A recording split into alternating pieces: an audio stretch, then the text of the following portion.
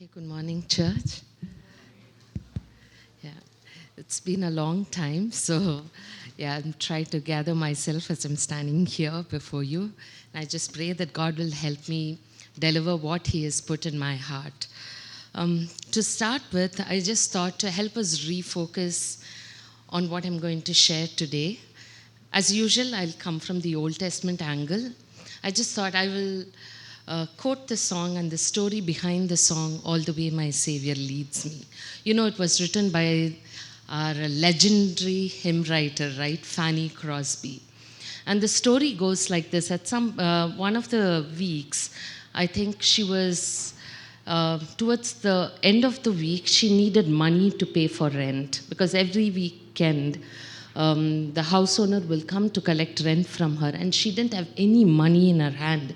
She got very anxious, and she was sort of, expressing her frustration to God, and in prayer. She prayed, and then just as soon as she finished the prayer, there was a knock on the door, and a gentleman gave her a cover. And when she opened, there was sufficient enough money for her to pay the rent. And that's when she sits and writes the words of the song. It's a very beautiful song, and I'll just slowly go through the words of the song. All the way my Savior leads me, what have I to ask besides? Sometimes we get so frustrated, and that was her frustration at that point. Will God show up? So many times that's what happens in our lives, right? Will God show up?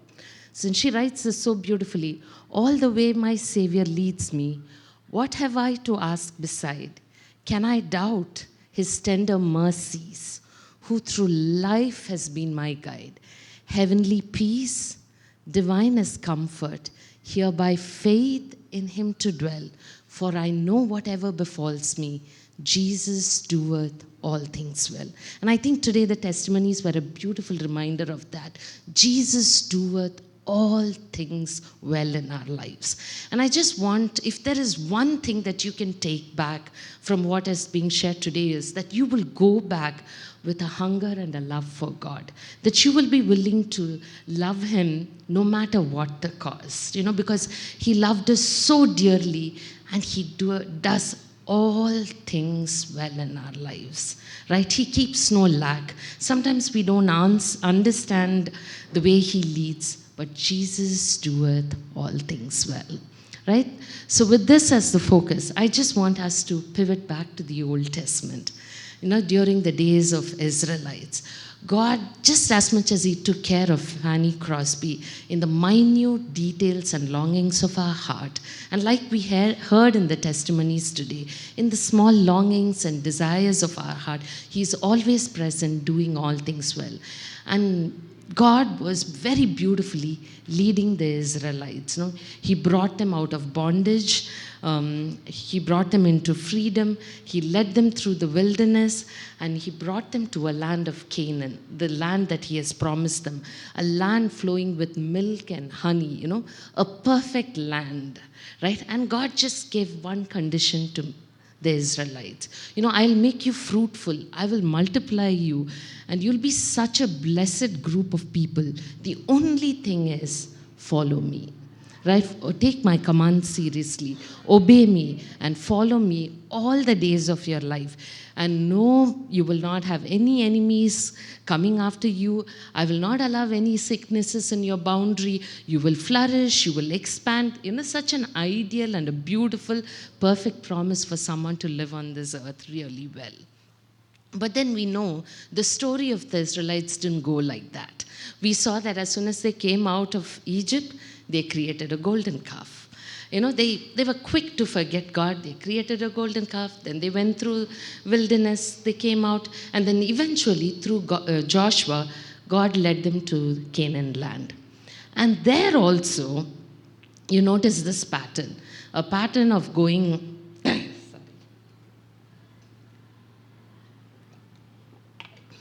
You'll find again this pattern. They'll sin against God, and they will rebel against Him, and God will give them over to the enemies. They'll cry out to God. God will have mercy upon them, send them a deliverer. He will deliver them, And then again, the whole cycle continues. And this has been the pattern of the Israelites. And so many times, if we look at our own life, God has promised us abundant life. But sometimes when you sit back and honestly engage with your own walk with the Lord, you're constantly asking yourself, why am I living in this state of tension? I'm always living in a state of unfulfillment. Or there is a constant struggle with your inner man, with your externals. And this is exactly what was going on with the Israelites, this pattern of bondage and then deliverance and all of that. So I just want us today, and you will see that this pattern extends throughout the book of Judges and creeps into the book of Samuel as well. So today, for today's Bible reading, I want us to turn our Bibles to the book of 1 Samuel chapter 7. Okay, 1 Samuel chapter 7, we'll start from verse 2 onwards. Okay, so I think the verses will be on the screen and I'll read it out. And if you have your Bibles, you can follow in your Bibles. That's NKJV version, and I just want us to go through this. So it was that the ark remained in Kirjath Jearim. A long time it was there, 20 years. And all the house of Israel lamented after the Lord.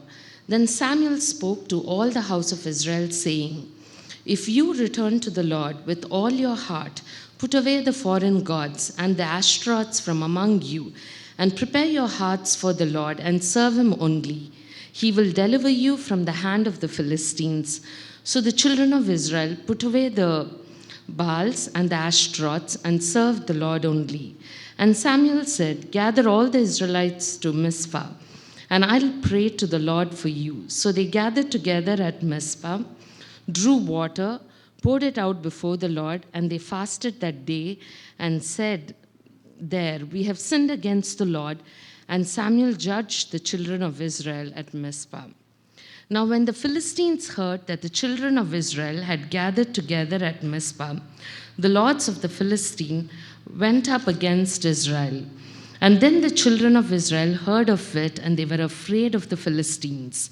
So the children of Israel said to Samuel, do not cease to cry out to the Lord our God for us, that he may save us from the hand of the Philistines. And Samuel took a suckling lamb, offered it as a whole burnt offering to the Lord.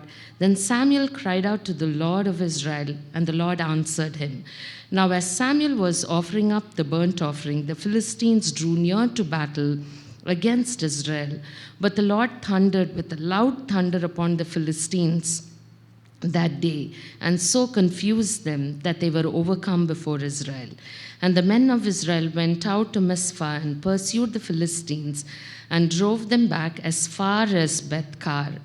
Then Samuel took a stone, set it up between Mizpah and Shen, and called its name Ebenezer, saying, thus far the Lord has helped us. So the Philistines were subdued. They did not come any more into the territory of Israel. The land and the hand of the Lord was against the Philistines all the days of Samuel. Then the cities which the Philistines had taken from Israel was restored to Israel, from Ekron to Gath, and Israel recovered its territory from the hand of the Philistines, and there was peace between Israel and the Amorites. Okay, and I'm going to stop with here. So before we go into this chapter 7 and what happens here, just to give a little bit of context, okay? The first book of Samuel, follow me closely, and I'll be very slow so that, I'll put on my teacher's cap so that I can guide you through the story very slowly. So if you see the first book of Samuel, it starts with the birth of little boy Samuel, right? Hannah cries out to God for a child, and God answers and gives her a little baby. And she calls him named Samuel because she has asked from the Lord, and God had given her this baby. And she tells this beautiful thing, that she will lend him to the Lord all the days of his life. Meaning she will loan him to God, and she will, give him to God. And she also placed a Nazarite vow on this boy. So Samuel, growing up, and for 3 years probably he was with his mother, and his mother, in those small young years as a little toddler, probably in his house, she would have trained him to how to minister in the house of God. This is my assumption, okay? Because she looks like a very godly woman. When Elkanah would call her to come, he would say, no, I'm not going to come until the day I present him before the Lord. And so probably in his young years, he grew up under his mother in those years, before she weaned him. She would have taught him about God, and she would have told him how she received him from the Lord, and she really invested in him and prepared him to minister in the house of God. And I thought, as a mother, when I looked at how she handed him over to Eli, she must have had tremendous courage to hand him over to Eli, because Eli was not the best of the priests at that point in time. The house of the Lord was corrupt. Eli couldn't even contain his sons from defiling the house of God. They defiled the whole priesthood. They defiled the sacrifices of God. They defiled all the temple worship. It was such a kind of time. But she had made a vow to the Lord that she will give Samuel to God and loan him. And so she goes, and I think it must have taken tremendous courage to hand him over to Eli and allow him to grow in the house of God. But interestingly, God honored her faith. And literally God's hand was with Samuel, and Bible says he grew in stature and in favor before God and men. Okay? Around him there was so much corruption. It's not just corruption in the land, it was corruption in the priesthood, the very group of people who were supposed to lead the people towards God. There was so much corruption, but in the midst of all this, there was this little boy growing in the midst of all this who was preserved by the hand of God. And he grows up to be a very important prophet in the history of Israel, right? Bible says not one word of his fell to the ground. A prophet, when he said, we knew it was the words of God. Nothing fell to the ground. Such a strong prophet, right? So he grew, and he was growing up in this. And then you also find the nation of Israel, okay? So Samuel was in a time when there was so much corruption in priesthood, and also the land of Israel, as usual, they were surrounded by Moabites, Ammonites, and Philistines. And in addition to worshiping the living God, they also lusted after the gods of the neighboring nations, right? So as a result, God never gave them permanent peace. Though God promised them peace in the land, in the promised land, they never experienced the permanent peace. Constantly there was fight with the Moabites, Ammonites, and the Philistines. And the scholars say the Moabites and the Ammonites were not so much of a threat to the Israelites. The Israelites almost thought them as equals in strength, okay? So they never really worried about them. But the people that worried them the most were the Philistines. Because these guys, the Philistines, had military equipments. They had procured military equipments from the Greeks. So they had sophisticated military equipments. And these Philistines would just come and, raid the people and, cause havoc for them. So they constantly lived under the tension that there was this Philistine always there, coming, raiding us, causing problems for us, and not really experiencing the freedom that God has promised them. Right? So this was the scenario. And it says in 1 Samuel chapter 4, you'll notice, the Israelites go to war with the Philistines. They lose the battle. So many of the Israelites are killed. And then they think, oh, maybe we should bring the Ark of the Covenant. They thought they will reduce the Ark of the Covenant to a lucky charm. And they bring the Ark of the Covenant. The whole group of people scream and, make a loud noise. Israelites, and the Philistines say, oh, their God has come among us, let's become strong and let's fight against them. And eventually, the Ark of the Covenant is captured, and the Israelites face defeat in battle. And and they were under a sort of a permanent, what would you say, dominance. The Philistines had a permanent dominance over the Israelites. That was the situation. And after this particular war, we know the Bible says Eli died because of God's judgment, because he wouldn't honor the responsibility God had placed upon him. He wouldn't restrain his sons. God's judgment came strongly upon him. Eli passed away. The Ark of the Covenant, the very presence of God, that's something that signified the standing presence of God, was no longer there. And Eli's daughter-in-law says, when the Ark of the Covenant is captured, she says, glory has departed from Israel. The land is probably, there are pockets of ruins. The lives of people are in ruins. And this is the kind of situation the people are in.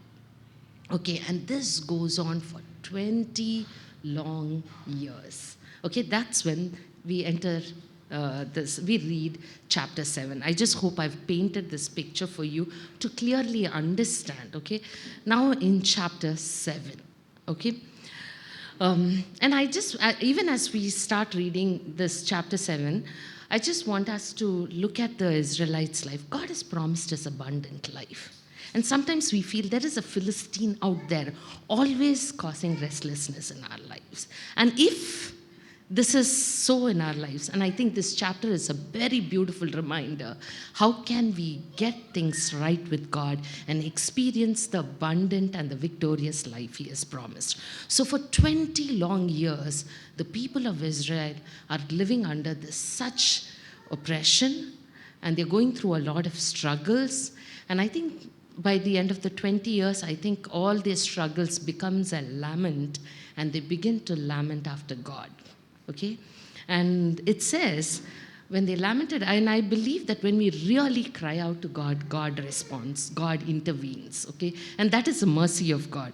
And you can see in verse 3, then Samuel spoke to all the house of Israel. So verse 2 ends with, and all the house of Israel lamented after the Lord.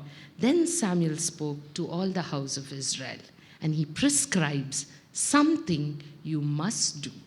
He says, and these are my points of sermon, points for the sermon.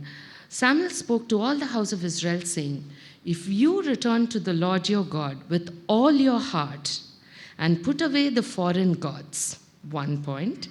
2, okay, and the Ashtaroths from among you, prepare your hearts for the Lord. Serve him only. He will deliver you from the hands of the Philistine. Samuel knew what was the problem, why glory had departed from Israel, why God was away from people. He knew what was the reason for this struggle. And probably, Bible doesn't tell what Samuel was doing all those 20 years. Probably he couldn't have a mass gathering because they were under the control of the Philistines. And probably all that he did, this is my speculation, he must have just prayed for the nation of Israel. Lord, do something. Remember your promise to your people. Man, maybe that's what he did. This is my speculation. And then after 20 years, he shows up in the scene and he says, you've got a problem. You need to set right things with God. And he prescribes very clearly how to set right things with God. First thing he says is, return to the Lord with all your heart and put away the foreign gods. The problem with the Israelites was not that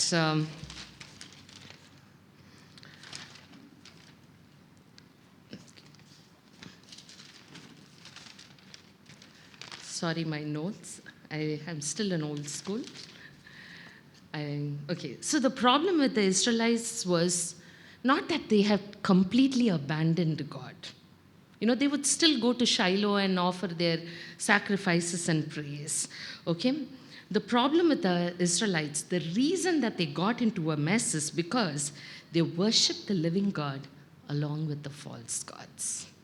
They worshiped the living God along with the false gods. They made the idols out of wood, stone, and metal, and they worshipped. They did what they have to do for God, but they also lusted after the foreign gods. This is something very interesting because it can be very similar in our lives. As one person said like this, you can have God in your picture and also idols as well. What are idols in our Christian? For us, it may look very, we literally don't have a physical idol as such. right, in our lives. But what are idols? Anything that is a substitute for God and anything that commands your sacrifice and attention. And this scholar goes on further to say that, the idols that we have today are very different, particularly us. Just as the Israelites were the followers of the living God, so are we followers of the living God. We show up Sunday after Sunday like the Israelites showed up for every feast, every tabernacle, every every kind of feast, every sacrifices that they had to make. Without fail, they showed up. But along with that, they also had the false gods. And we also do that, right? Sunday after Sunday, we show up to the house of God. We offer our piety. We offer our respect. We honor Him in the house of God. But when we go back, there are the other idols waiting for us, right? The idols that are very subtle in a Christian's life and very attractive. They are those, sometimes the idols that we unknowingly have allowed to take control of our lives are wealth, money, position, recognition, ambition, sometimes even relationships, some people, something that takes the affection of God, something that takes the place of God in your life, something that commands your attention, your devotion. And sometimes what happens is you give them an equal place to God, you give them equal importance like God in your lives, or even sometimes you do more.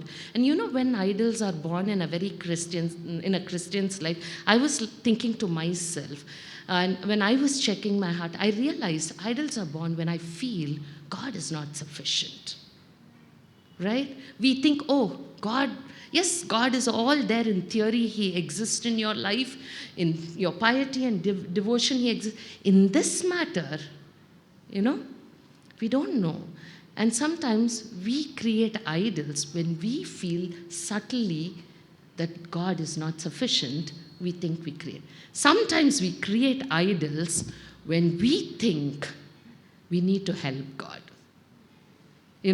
That so much so even ministry can become an idol. Okay? So I want to tell you the story, and as usual, I like telling stories in my sermon. And I want to bring back the story of David Wilkerson, some of our church members' favorite pastors. He's the founder of New York Times Square Church. He's also the founder of Teen Challenge. So he was a very insignificant pastor in a local church. And then God called him to move to New York to serve among gangsters and drug lords.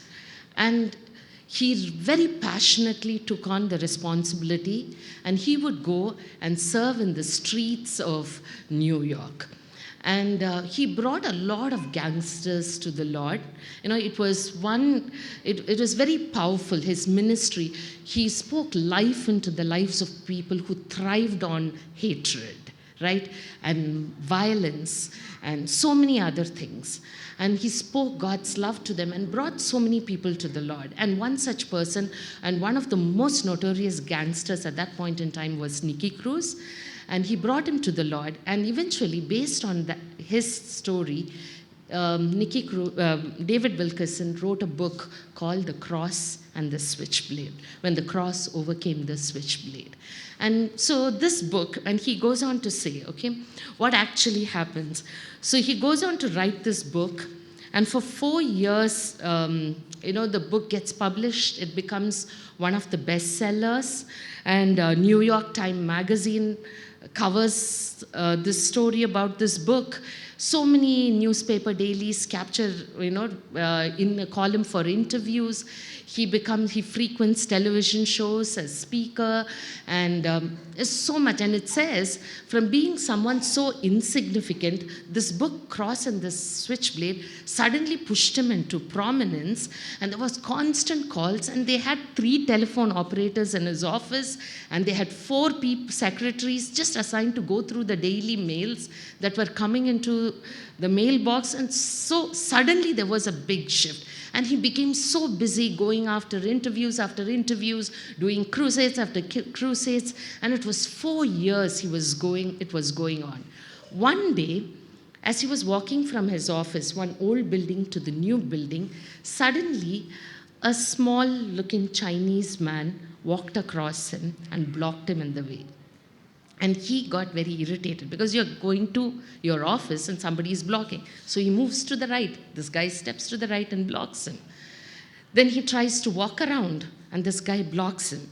And then eventually this Chinese man said, he says, excuse me, I tried to get around him again only to be blocked one more time.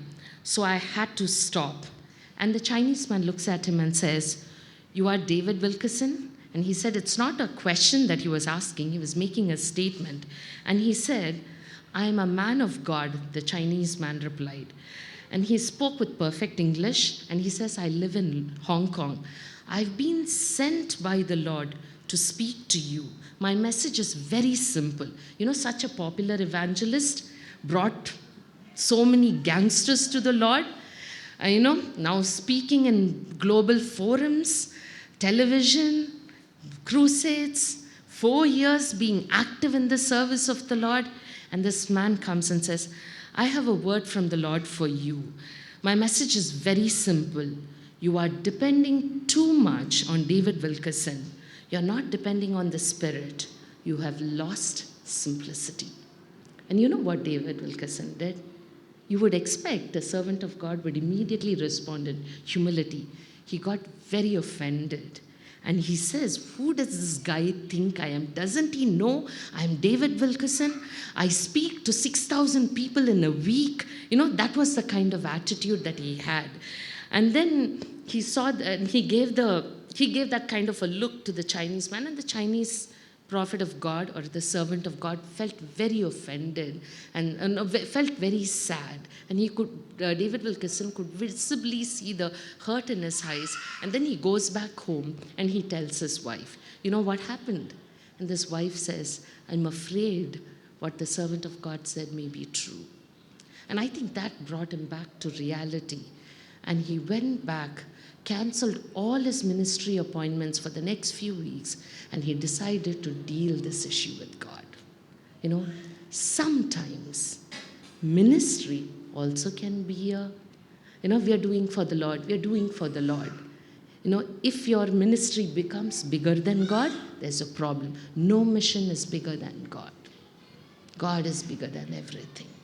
Sometimes you can be on the throne. The idol may be just you. Right? And this is exactly what Samuel was pointing to the people of Israel. You're worshiping living God, but also you have false gods.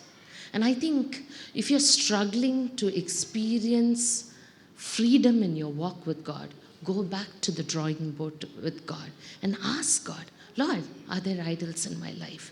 And just as Samuel commanded the Israelites, return to God.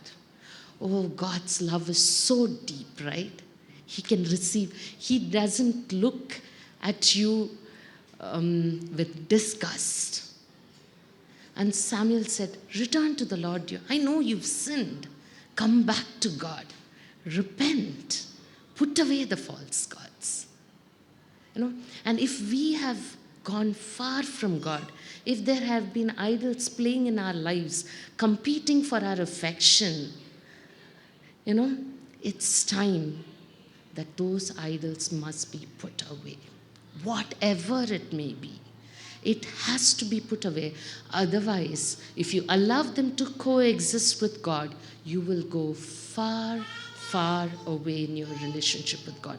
Before you know, it will take 20 years and you will lament, and God will have to send a Samuel. So it's good for us to always check our hearts and see if our hearts are postured right before God. And if it is not, God's love is so deep that when you come back to Him, He can embrace you back and put Him back, reconnect you with Him. But He will ask you to put the idols. On your part, you come back to God, ask forgiveness, and put the idols away. That was the first thing Samuel told the Israelites. The second thing that he said was, prepare your heart. Okay? All right. prepare your heart. And I read through different translations, and I liked the way it was phrased. In some translations, it says, all of the translations I liked. Some said, I follow NKJV, it says, prepare your heart.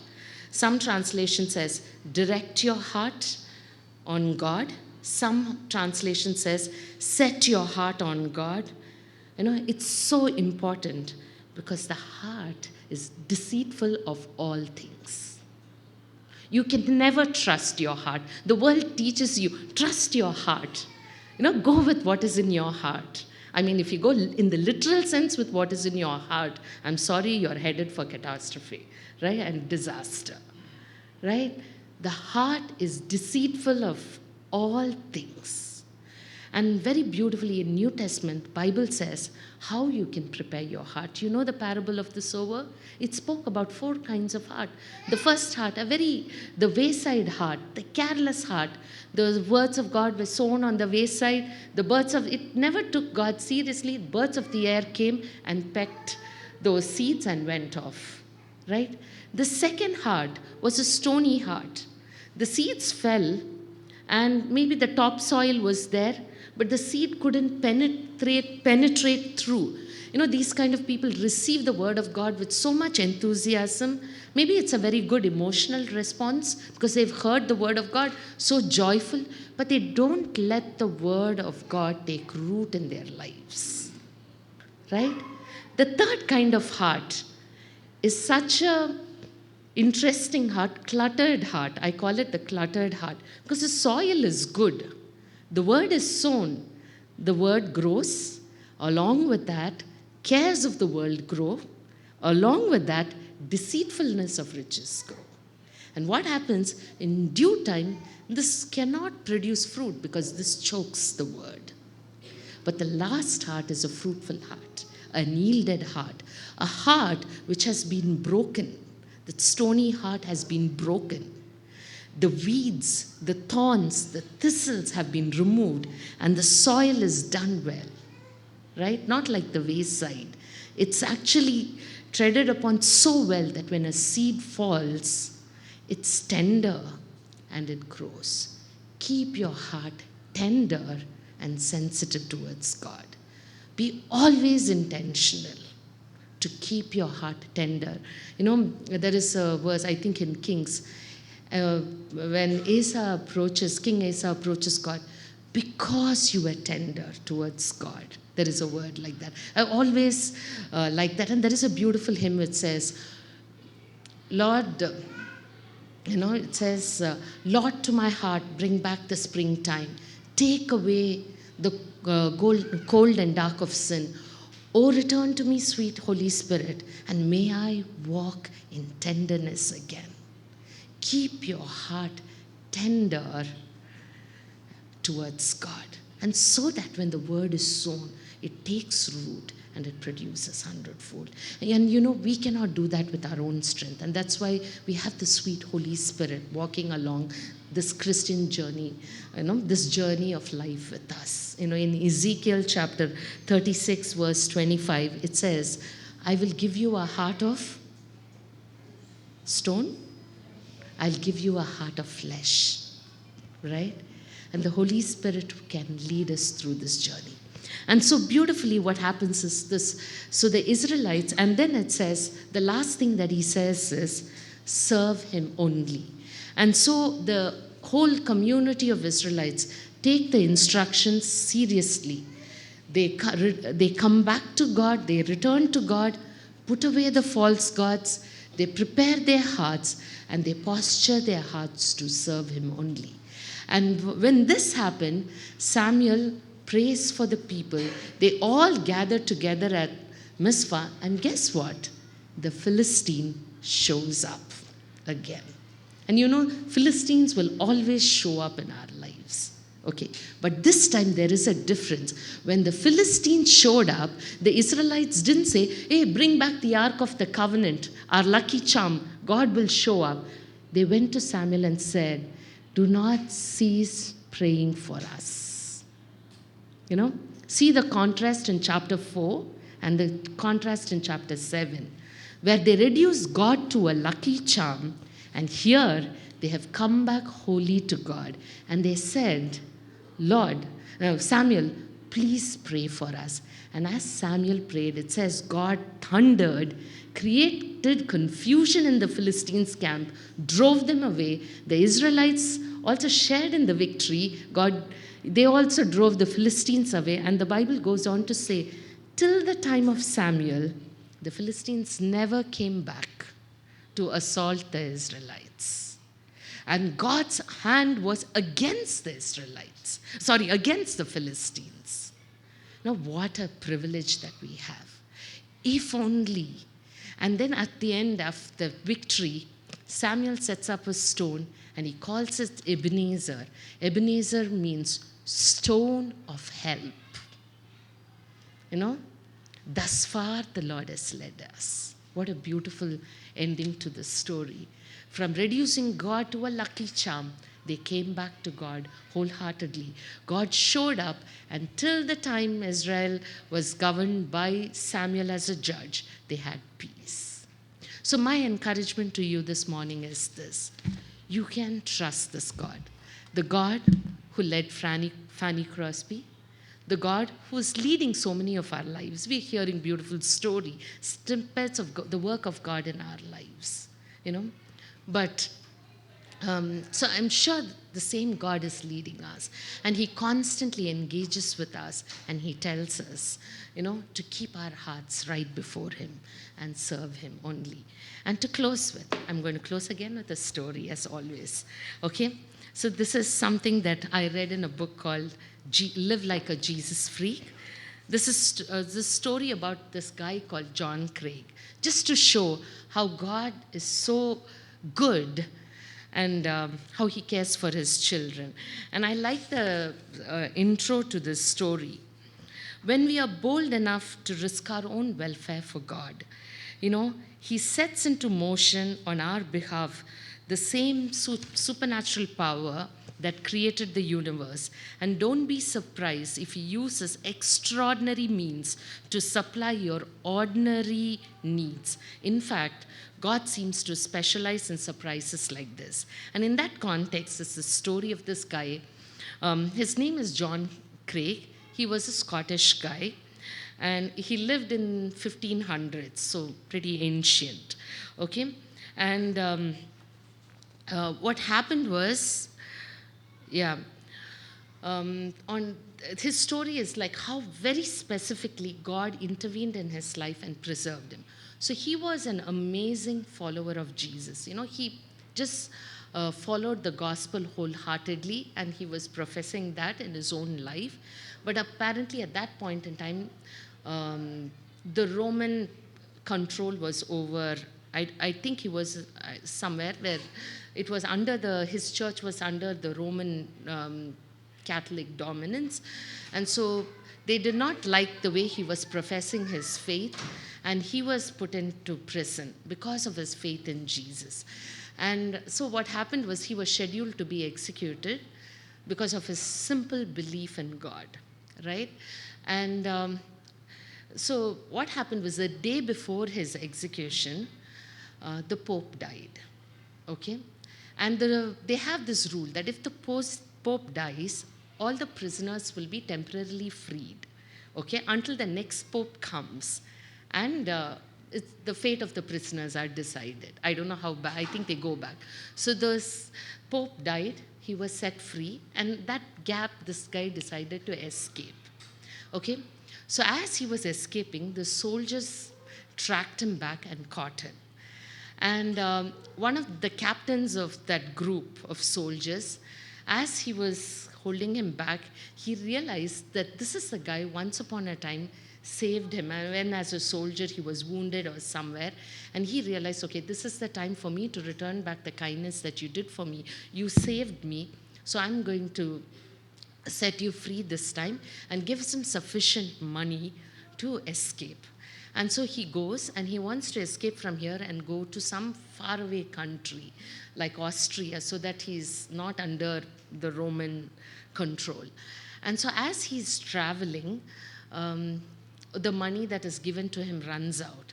And now he hides in a place and he keeps thinking to himself, beyond this, I cannot go anywhere. I'm just going to get caught and I'm just going to die. And at that point in time, as he's sitting from the bush, he hears the noise where he's hiding. And he thinks, okay, here the soldiers are upon me now. But instead, he sees a small dog with a purse in his mouth. And then he's surprised and he thinks first time it's a trick played on him. He tries to shoo away the dog. No, but the dog comes closer, drops the purse on his lap. He has sufficient, and when he opens and sees there's sufficient money for him to escape to Austria. He escapes to Austria and he appeals to the Emperor of Austria, and then he becomes a free man. Eventually, having experienced the goodness of God in such miraculous way, he goes back to becoming the preacher of the gospel. God is so good. And he wants us to rise up in these dark times. We are living in dark times. The world is going to spiral into darkness more and more. Right? But will God's people just, rise up in this moment? Will we just take seriously the responsibility that God has placed upon us? To be his hands, his feet, and his children and serve the lost, right? So I just encourage you, even as you go through this, 1 Samuel, if you can go back home, you can read through 1 Samuel from chapter 1 to 7 and see how God encourages you and uses you as a witness for us.